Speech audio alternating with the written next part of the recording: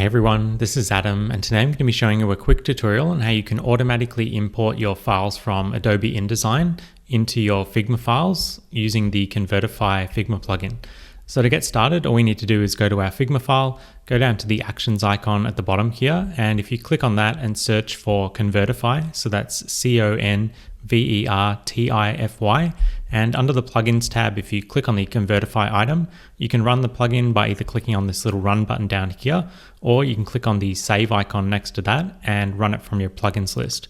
So I've already clicked on the save icon here, so I'm just going to go to my Figma canvas and right click anywhere, then go down to plugins and go down to saved plugins and click on the Convertify item, and that's just going to run the plugin that we saved a second ago. So if you're new to the plugin, the way that it works is it basically gives you a bunch of options to export files from Figma. So you can export to different formats or import different files into Figma. So all you need to do is click on the select box over here and just scroll down to the import to Figma section and select import Adobe InDesign to Figma, and then we'll be ready to go.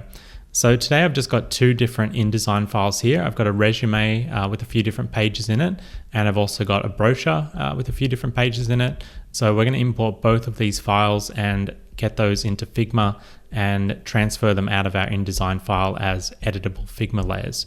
So what we need to do is basically go to our InDesign files. So I've saved these out as InDesign files and also IDML files. So this is the important one you want to use. We're not going to be using the INDD files.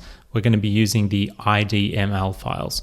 So just make sure that you're saving out your InDesign files as IDML files, and you can do that from the InDesign menu. So you just want to go to File, Save As, and then just make sure you're exporting it in the InDesign markup language or IDML file.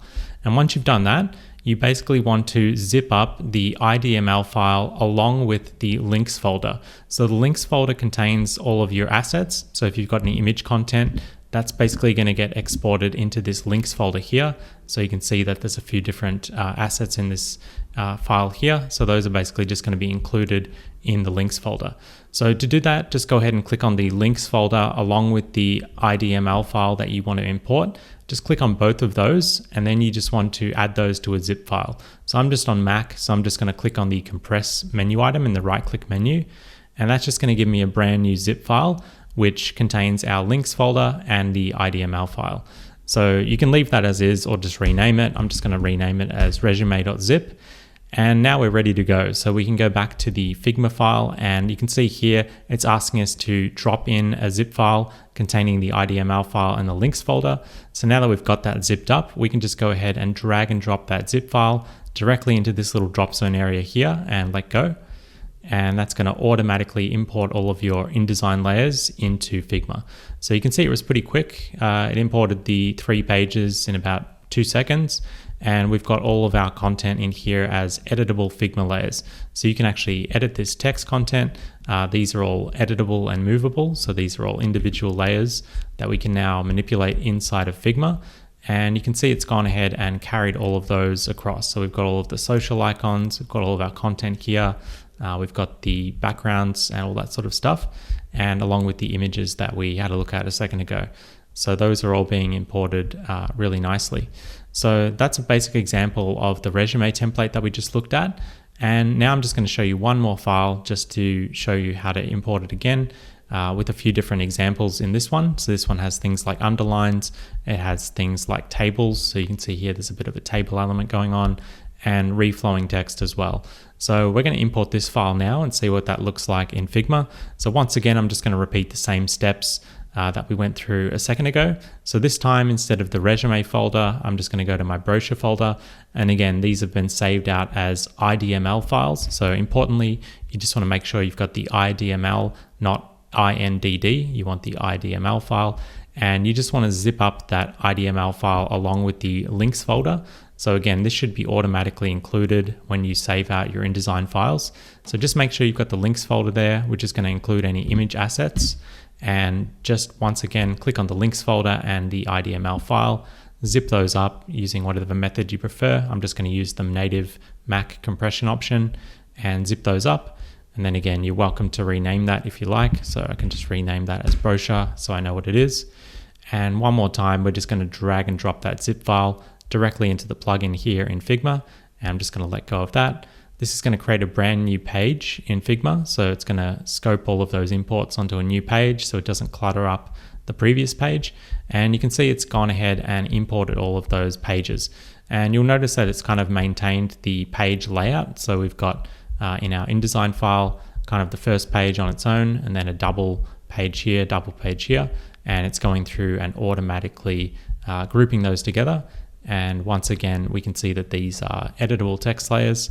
So you can basically edit that content, you can style it however you like, and that's just going to be a really easy way to keep editing the content from InDesign in Figma. And as I mentioned, we've got a few different elements here, like this table element, which is being imported, and things like these underline elements, which are all being imported.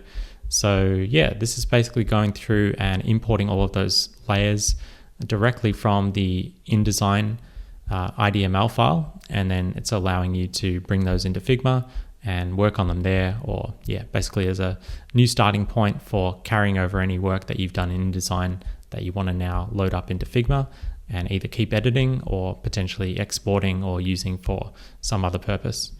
So yeah, that's basically it. I just wanted to quickly run through that.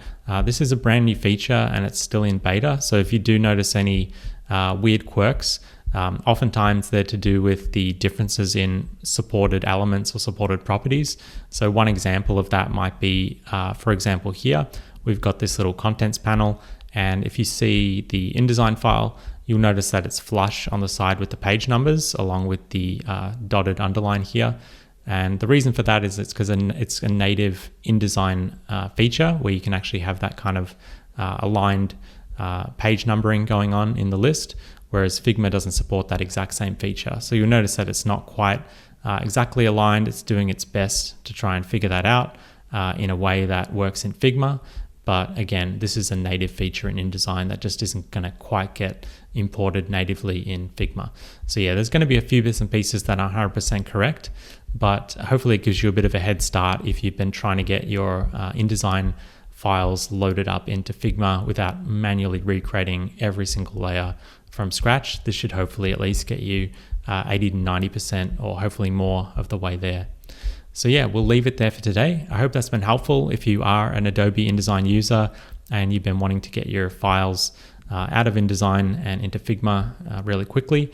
This is hopefully an option that you can use to automate that workflow a little bit more and bridge the gap between InDesign and Figma. So thank you as always for watching, and we'll be back with more Figma tutorials like this one very soon.